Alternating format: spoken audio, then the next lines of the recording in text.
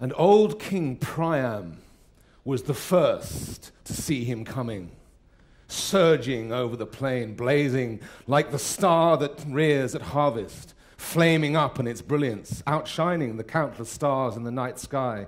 The star they call Orion's dog, is brightest of all, but a fatal sign emblazoned on the heavens. It brings such killing fever down on wretched men. So the bronze flared on his chest as on he raced, and the old man moaned. Flinging both hands high, beating his head, and groaning deep, he called, begging his dear son who stood before the gates, unshakable, furious to fight Achilles to the death. The old man cried pitifully, hands reaching out to him, "Oh, Hector, Hector! Don't just stand there.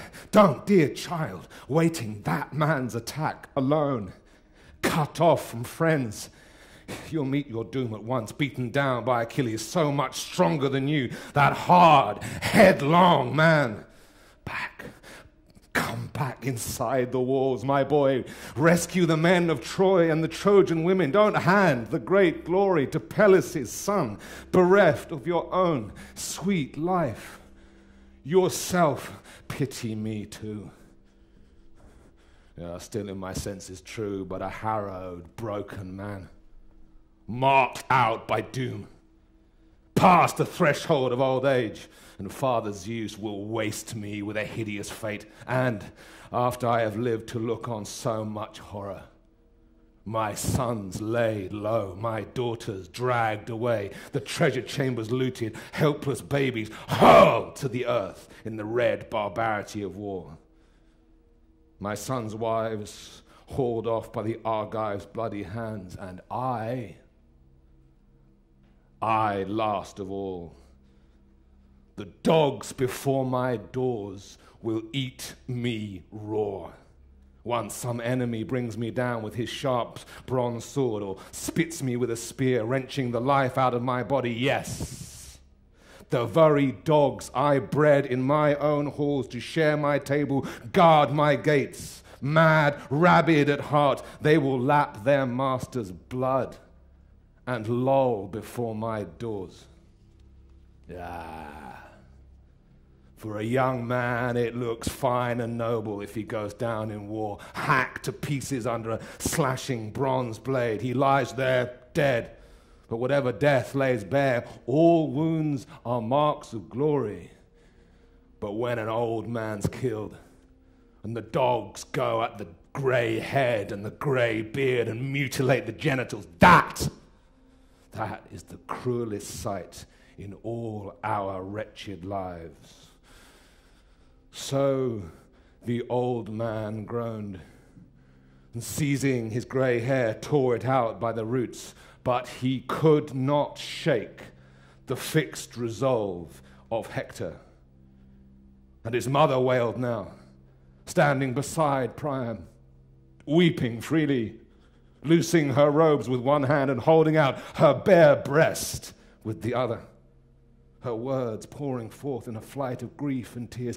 "Hector, my child, look. Have some respect for this. Pity your mother. If I ever gave you the breast to soothe your troubles, remember it now, dear boy. Beat back that savage man from safe inside the walls. Don't go forth, the champion pitted against him. Merciless, brutal man. If he kills you now, how can I ever mourn you on your deathbed? Dear branch in bloom, dear child that I brought to birth, neither I nor your wife, that warm, generous woman, far beyond our reach, by the Argive ships the rushing dogs will tear you, bolt your flesh." So they wept, the two of them crying out to their dear son, both pleading time and again. But they could not shake the fixed resolve of Hector. No. He waited Achilles, coming on, gigantic in power, as a snake in the hills guarding his hole awaits a man, bloated with poison, deadly hatred seething inside him, glances flashing fire as he coils round his lair. So Hector, nursing his quenchless fury, gave no ground, leaning his burnished shield against a jutting wall. But, harried still, he probed his own brave heart. There's no way out. If I slip inside the gates and walls, Polydamas will be the first to heap disgrace on me. He was the one who urged me to lead our Trojans back to Ilium last night, the disastrous night as Achilles rose in arms like a god. Did I give way? Not at all. And how much better it would have been. And now my army is ruined thanks to my own reckless pride. I would die of shame to face the men of Troy and the Trojan women trailing their long robes. Someone less of a man than I will say, or our Hector, staking all on his own strength, he destroyed his army. So they will mutter. So now, it's better by far for me to stand up to Achilles, kill him, come home alive, or die at his hands in glory out before the walls. But wait. What if I put down my studded shield and heavy helmet, prop my spear on the rampart, and go forth just as I am to meet Achilles? Noble Prince Achilles. And why? I could promise to give back Helen, yes, and all her treasures with her, all those riches Paris once hauled home to Troy in the hollow ships. They were the cause of all our endless fighting. Yes, yes, return it all to the sons of Atreus now to haul away, and then at the same time divide the rest with all the Argives, all the city holds. We will hide nothing. Share and share alike the hoards that our handsome citadel stores within its depths. And why debate, my friend? Why thrash things out? No, I must not go and implore him. He'll show no mercy, no respect for me, my rights. He'll cut me down straight off, stripped of defenses like a woman.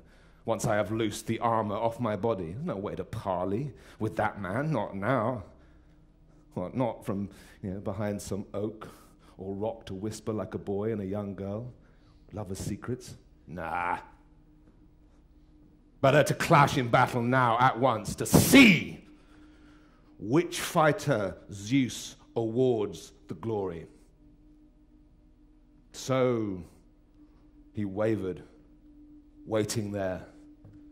But Achilles was closing on him now, like the god of war, the fighter's helmet flashing over his right shoulder, shaking the Pelian ash spear, that terror, and the bronze around his body flared like a raging fire or the rising, blazing sun. Hector looked up, saw him, started to tremble, nerve gone. He could hold his ground no longer. He left the gates behind, and away he fled in fear. And Achilles went for him, fast, sure of his speed as the wild mountain hawk, the quickest thing on wings, launching smoothly, swooping down on a cringing dove, and the dove flits out from under, the hawk screaming over the quarry, plunging over and over, his fury driving him down to beak and tear his kill. So Achilles flew at him, breakneck on in fury, and Hector fleeing along the walls of Troy as fast as his legs would go. On and on they raced, passing the lookout point, passing the wild fig tree. Down the wagon trail they careered until they reached the clear running springs where the swirling Scamander rises up from its double well springs, bubbling strong. One runs hot, and the steam goes up around it, drifting thick as if fire burned at its core. But the other, even in summer, gushes cold as hail, or freezing snow, or water chilled to ice. And here, close to the springs, lie washing pools, scooped out in the hollow rocks, broad and smooth, where the wives of Troy and their lovely daughters would wash their glistening robes in the old days, the days of peace, before the sons of Achaia came. Past these they raced, one escaping, one pursuing. And the one who fled was great, but the one pursuing greater, even greater. Their pace mounting in speed, since both men strove not for a sacrificial beast or oxhide trophy, prizes runners fight for. No, they raced for the life of Hector, breaker of horses. And still swift Achilles kept on coursing Hector non-stop, as a hound in the mountain starts a fawn from its lair, hunting him down the gorges, down the narrow glens, and the fawn goes to ground, hiding deep in brush. But the hound comes fast, nosing him out until he lands his kill. So Hector could never throw Achilles off his trail, the swift racer Achilles.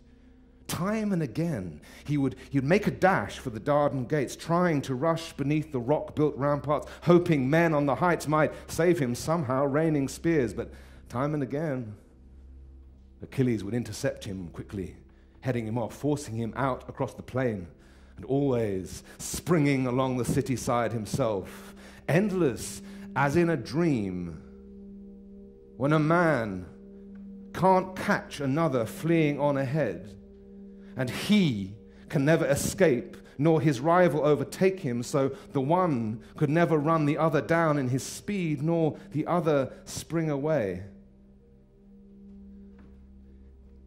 And how could Hector have fled the fates of death so long? How? Unless one last time, one final time, Apollo had swept in close beside him, driving strength into his legs and knees to race the wind. And brilliant Achilles shook his head at the armies, never letting them hurl their sharp spears at Hector. Now, someone might snatch the glory. Achilles comes second. But once they reached the springs for the fourth time, then Father Zeus held out his sacred golden scales. In them he placed two fates of death that lays men low, one for Achilles and one for Hector, breaker of horses. And gripping the beam mid-half, the Father raised it high, and down went Hector's day of doom, dragging him down to the strong house of death, and God Apollo left him. Athena rushed to Achilles, her bright eyes gleaming, standing shoulder to shoulder, winging orders now. Oh, at last, our hopes run high, my brilliant Achilles.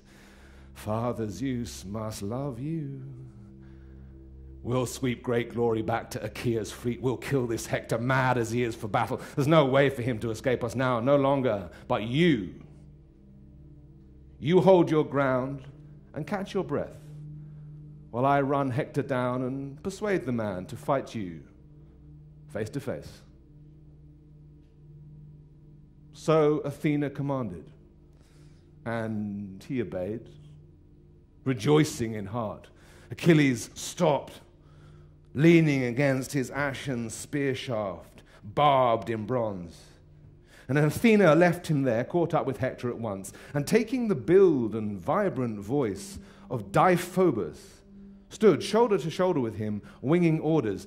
Dear brother, how brutally swift Achilles hunts you, coursing you round the city of Priam in all his lethal speed. Come, let us stand our ground together, beat him back.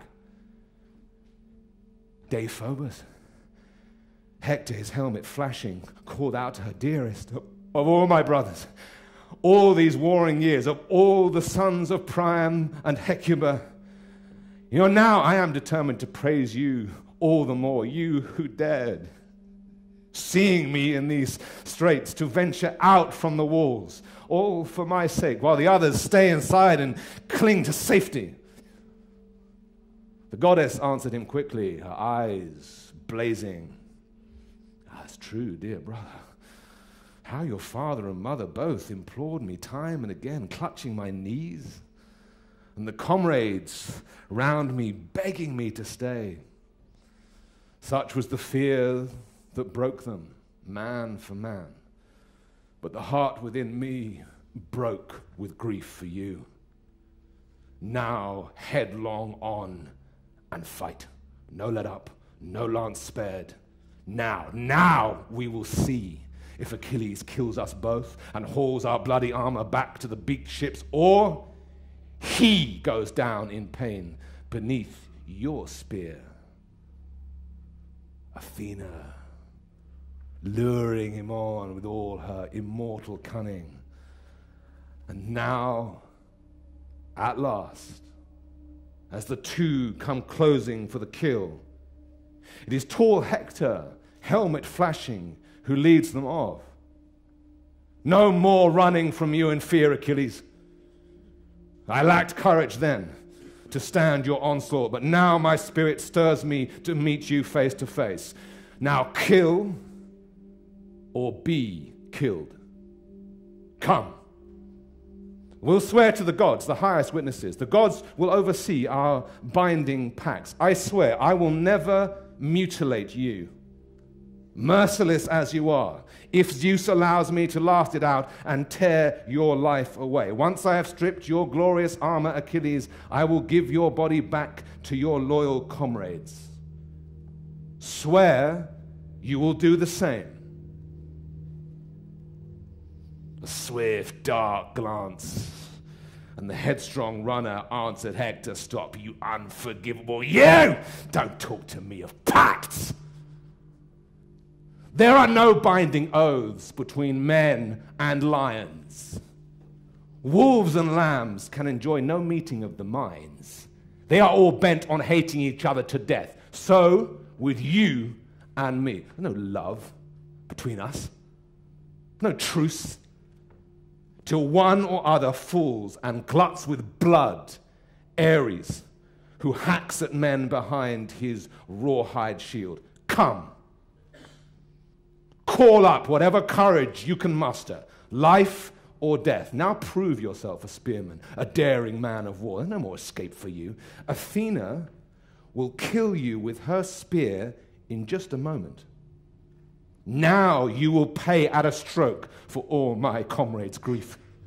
All you killed in the fury of your spear. And with that, shaft poised, he hurled.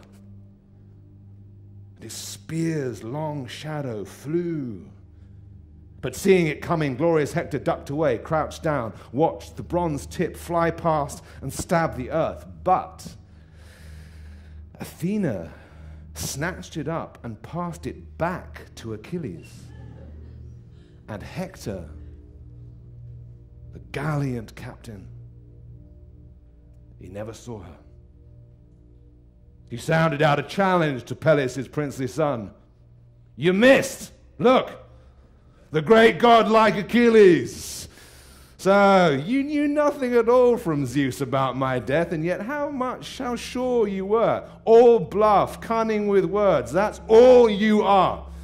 Trying to make me fear you, lose my nerve, forget my fighting strength. Well, you will never plant your lance in my back as I flee you in fear. Plunge it through my chest as I come charging in, if a god gives you the chance. But now, it's you.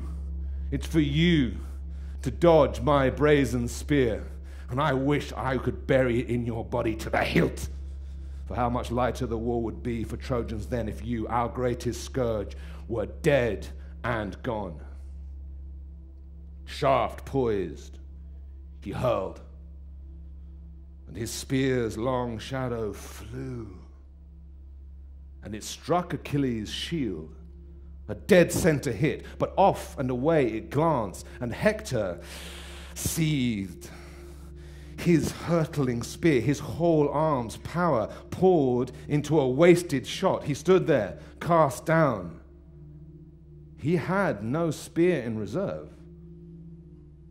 So Hector shouted out to Deiphobus, bearing his white shield. With a ringing shout, he called for a heavy lance, but the man was nowhere near him, vanished. Yes. And Hector knew the truth in his heart, and the fighter cried aloud, "My time has come. At last the gods have called me down to death. I thought he was at my side, the hero Deiphobus. He's safe inside the walls. Athena's tricked me blind. And now death, grim death, is looming up beside me, no longer far away, no way to escape it now. This was their pleasure after all. Sealed long ago, Zeus and the son of Zeus, the distant deadly archer, though often before now they rushed to my defense. So now I meet my doom.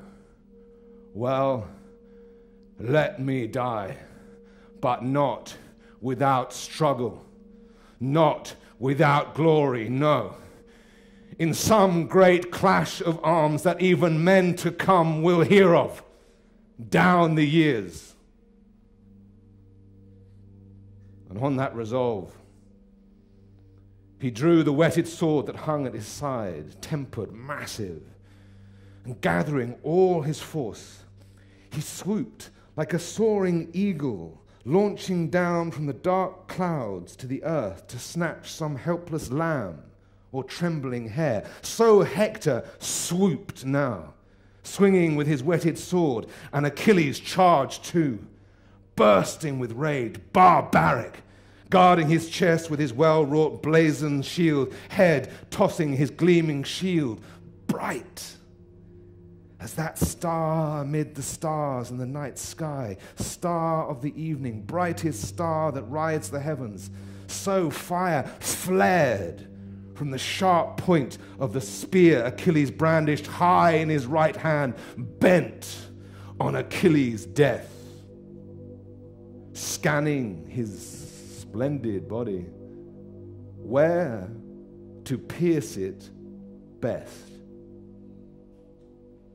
The rest of his flesh seemed all encased in armor, burnished, brazen. Achilles' armor that Hector ripped from strong Patroclus when he killed him. It's true. But one spot lay exposed, where collarbones lift the neck bone off the shoulders, the open throat, where the end of life comes quickest, there. As Hector charged in fury brilliant, Achilles drove his spear, and the point went stabbing clear through the tender neck. But the heavy bronze weapon failed to slash the windpipe. Hector could still gasp out some words, some last reply. He crashed to the dust. Godlike Achilles gloried over him. Hector!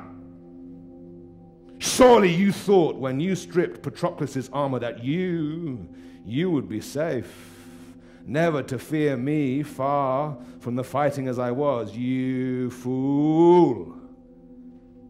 Left behind there, down by the beaked ships, his great avenger waited, a greater man by far, and that man is I.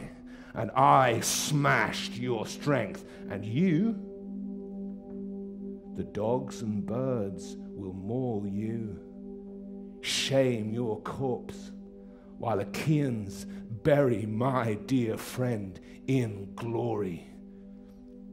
Struggling for breath, Hector, his helmet flashing, said, I beg you, by your life, your parents, Don't let the dogs devour me by the Argive ships. Wait! Take the princely ransom of bronze and gold, the gifts my father and noble mother will give you, but give my body to friends to carry home again, so Trojan men and Trojan women can do me honor with fitting rites of fire once I am dead. Staring grimly, the proud runner Achilles answered, beg no more, you fawning dog, begging me by my parents. Would to God my rage, my fury would drive me now to hack your flesh away and eat you raw. Such agonies you have caused me. Ransom! No man alive could keep the dog packs off you. Not if they haul in 10, 20 times that ransom and pile it here before me and promise fortunes more. No, not even if Dardan Priam should offer the weight to weigh out your bulking gold. Not even then. Not even then will your noble mother lay you on your deathbed, mourn the son she bore. The dogs and birds will rend you, blood and bone. At the point of death, Hector, his helmet flashing, said, I know you well. I see my fate before me. Never a chance that I could win you over. Iron inside your chest, that heart of yours. But now beware, or my curse will draw God's wrath upon your head. That day when Paris and Lord Apollo, for all your fighting heart, will destroy you by the Scaean gates. Death cut him short. The end closed in around him. Flying free of his limbs, his soul went winging down to the house of death, wailing his fate, leaving his manhood far behind, his young and supple strength. But brilliant Achilles, he taunted Hector's body, dead as he was. Die! Die! For my own death, I will meet it freely. Whenever Zeus and the other deathless gods would like to bring it on. And with that, he wrenched his bronze spear from the corpse, laid it aside, and ripped the bloody armor off the back. And the other sons of Achaea, running up around him, crowded closer, all of them gazing wonder-struck at the build and marvelous, lithe beauty of Hector. But not a man came forward who did not stab his body, glancing toward a comrade, laughing. Look here, how much softer he is to handle now, this Hector, than when he gutted our ships with roaring fire. Standing over him so they'd gloat and stab his body. But once he had stripped the corpse, the proud runner Achilles took his stand in the midst of all the Argive troops and urged them on with a flight of winging orders. Friends, lords of the Argives are my captains. Now that the gods have let me kill this man, who have caused us agonies, loss on crushing loss, more than the rest of all their men combined, come, let us ring their walls in armor, test them, see what recourse the Trojans still have in mind. Will they abandon the city heights with this man fallen, or brace for a last dying stand, though Hector's gone? But wait. What am I saying? Why this deep debate? Down by the ships, a body lies unwept, unburied. Patroclus, I will never forget him. Not as long as I am still among the living, and my springing knees will lift and drive me on. Though the dead forget their dead in the house of death, I will remember, even there, my dear companion. Now, come, you sons of Achaia, rise, raise a song of triumph. Down to the ships we march and bear this corpse on high. We have won ourselves great glory. We have brought magnificent Hector down. That man, the Trojans glorified in their city like a god. So he triumphed. And now he was bent on outrage, on shaming noble Hector. Piercing the tendons, ankle to heel, behind both feet. He knotted straps of rawhide through them both, lashed them to his chariot, left the head to drag, and mounting the car, hoisting the famous armor aboard, he whipped his team to a run, and breakneck off they flew, holding nothing back. And a thick cloud of dust rose up from the man they dragged. His dark hair swirling round that head so handsome once, all tumbled low in the dust. Since Zeus had given him over to his enemies now to be defiled in the land of his own fathers.